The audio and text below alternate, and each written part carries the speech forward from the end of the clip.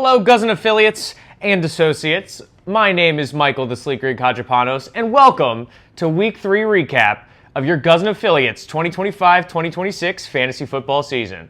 No need to adjust your computers, phones, TVs, whatever you may be watching this on. Yes, I am still handsome.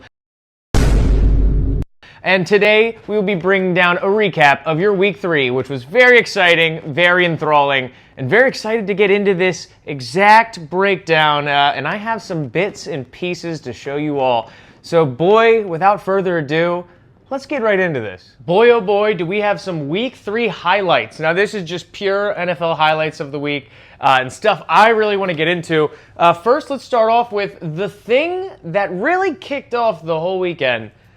It was the blocked field goal by Jordan Davis of the Philadelphia Eagles to have a comeback win against the LA Rams. And man, that was a crazy game. It was very exciting to watch. I was in Philly watching it, and let's just say the city went absolutely berserk. Not the first murder that day, and probably a few more happened that day as well. So what a win for the Eagles. It was a great game. Man, very exciting. The Eagles look dangerous this year. Other notable moments, I can't say what Amon-Ra St. Brown said to the camera after he scored the touchdown, but man, it kind of was metaphoric for how the Ravens are doing. What is happening in Baltimore? To all my Baltimore friends out there, please explain, because it is atrocious. I mean, 1-2. I mean, hell, the Colts are 3-0, and I will bring up the Colts every time I can.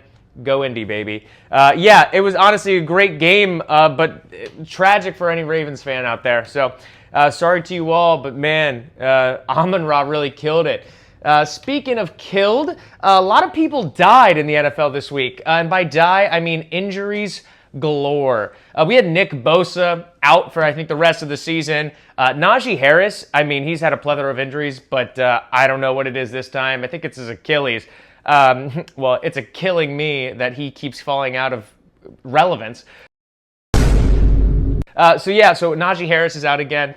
James Conner, really tragic. I love James Conner. He really helped me in fantasy last year. He's out again, some serious, I think it's an ankle injury, so he's out for this season. I did see him on waivers, so you're more than welcome to pick him up if you really like a bench leader in the IR slot. So shout out James Conner there. And CeeDee Lamb, no one knows what's wrong with him besides he can't catch.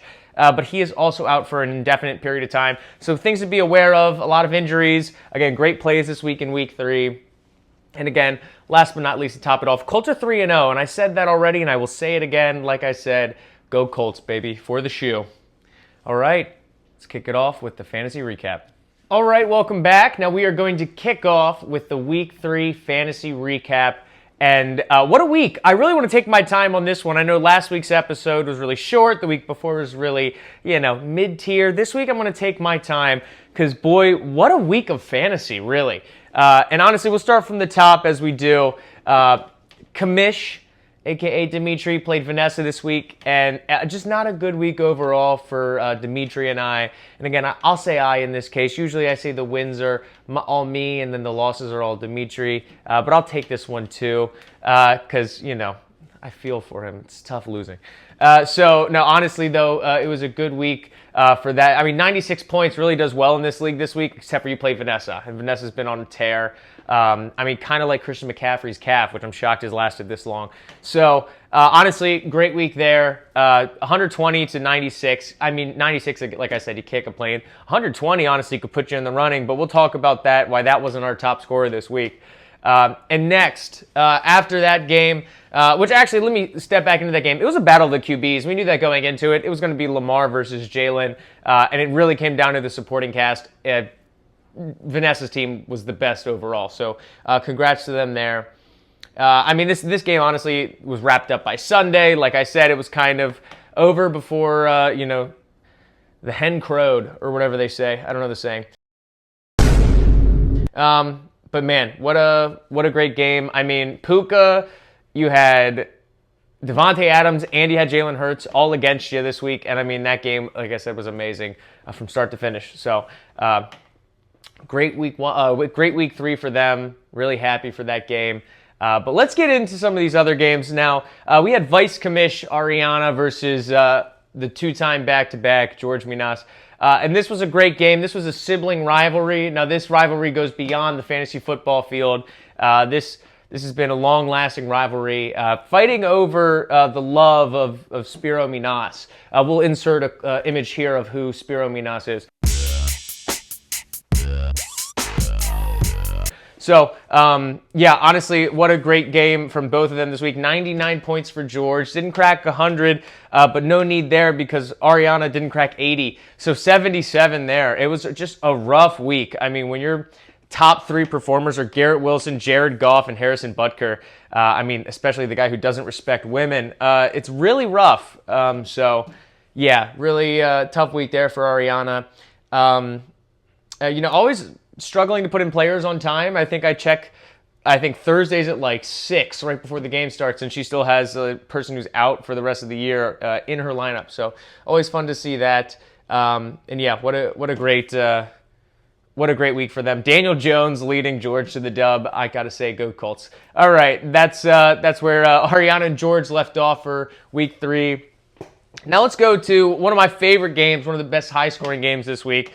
We had Will versus the Deacon Johns, who I have to note before we get to the highest score later, 140 points. I don't think that's the record for the league, but man, what a great game from everyone across the board. Top scorers being Jonathan Taylor and Jahmyr Gibbs. I mean, running backs really handled the business. 3 touchdowns from Jonathan Taylor.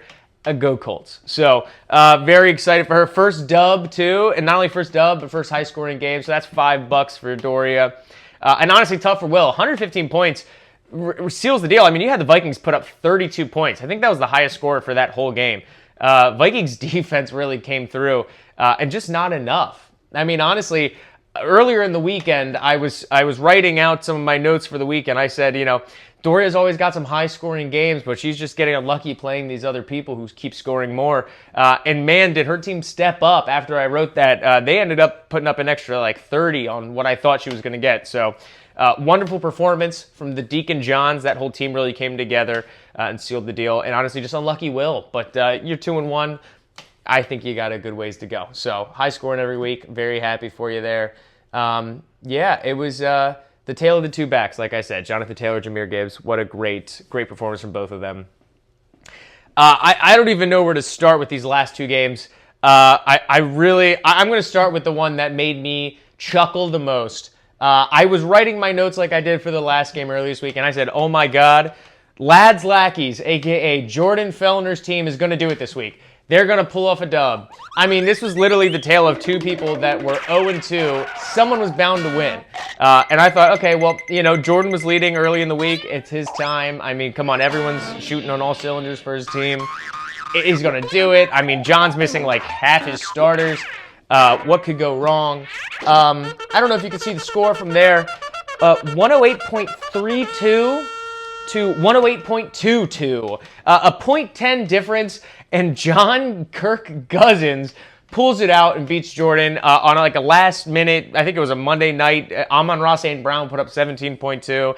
And Derrick Henry fumbled -2 there. Man, I couldn't help but laugh. That was so funny. Jordan may as well go 0-16 for the rest of this season. I mean, man, that's a tough L.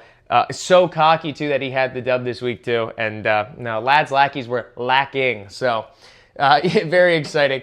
I had to literally erase all my notes and write Jordan W. No, Jordan L for Lads Lackeys. So, get them next week if you can.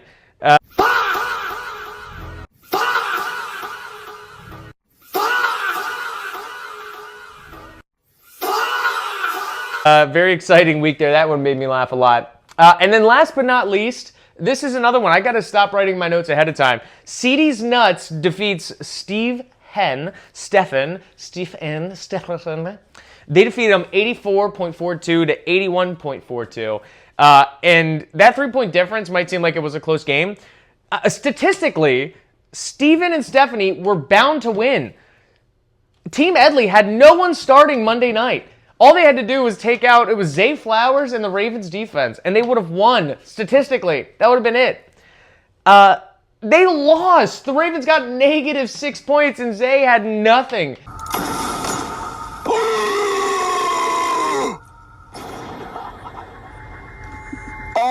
no! It's like, it was a crazy, I had to wake up and see that, and I was shocked.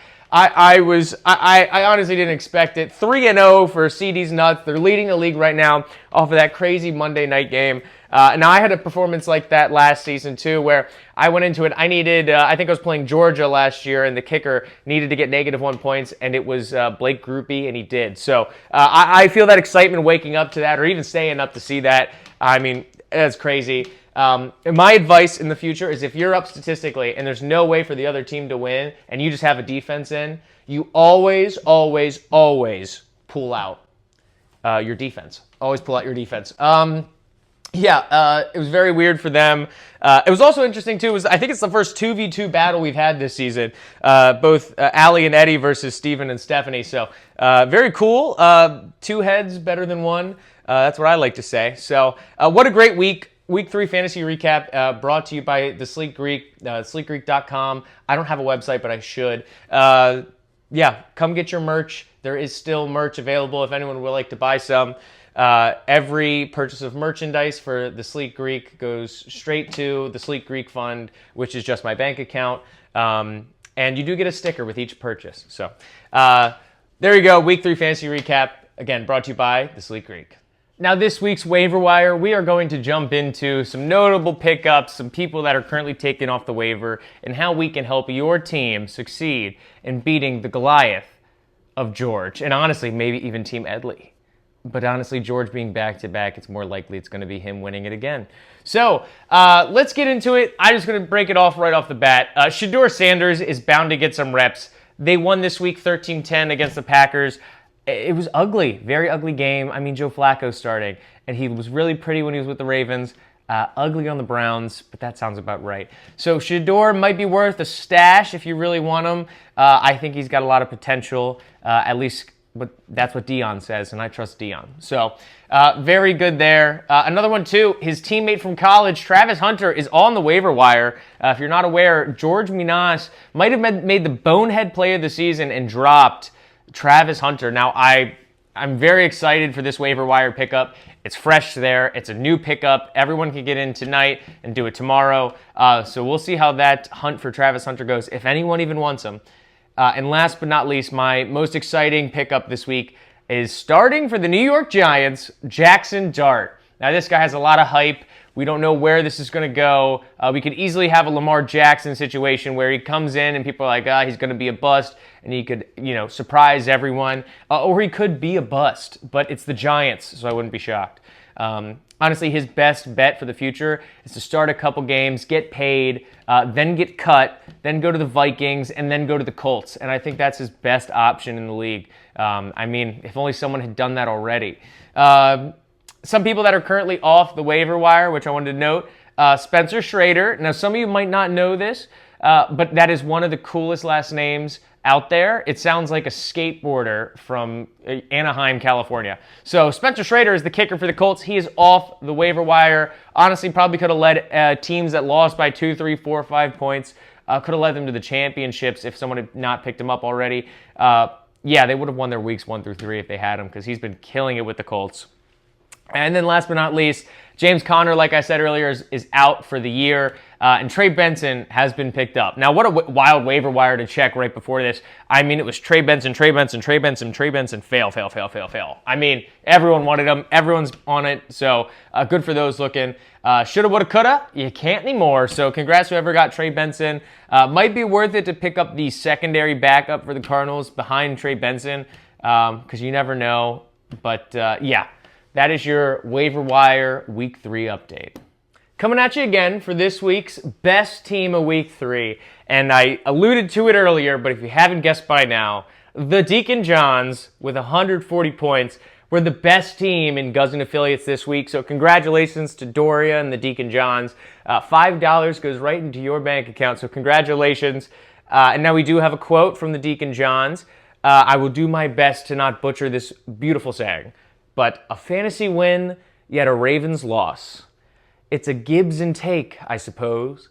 Beautiful prose right there. Very, very much channeled her inner Name a poet. I'm stupid. I didn't really pay attention in school. So congratulations to, again, the Deacon Johns. Very exciting week. I mean, when you got JT and you have Jahmyr Gibbs, I mean, you can't lose, except unless you're the Ravens, and then you can lose a lot. So congrats again. Very exciting week in week 3.